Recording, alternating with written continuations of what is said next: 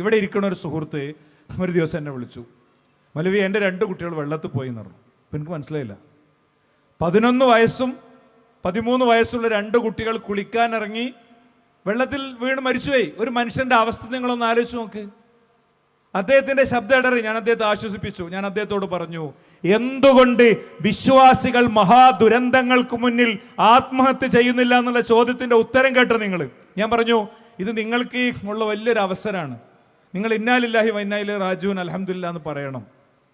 നിങ്ങൾക്ക് അല്ലാഹു സ്വർഗത്തിൽ അവരെ കണ്ടുമുട്ടാനുള്ള തൗഫീഖ് തരട്ടെ. അയാൾ ആ ഊർജിതം ഇവിടെ ഉണ്ടെന്നും ഇവിടെ ഉണ്ട്. ഈ സെഷനിൽ പങ്കെടുക്കാൻ അദ്ദേഹം ഇവിടെ എത്തിയിട്ടുണ്ട്. മനസ്സിലായില്ലേ?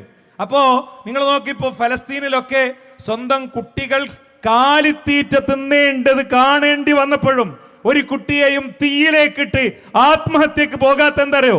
തവക്കൽതു അലല്ലാഹ് ഹസ്ബുനല്ലാഹു വ നിഅമൽ വകീൽ. ആ ഒരു ശക്തമായ വാചകങ്ങളുടെ കരുത്തിലാണ്.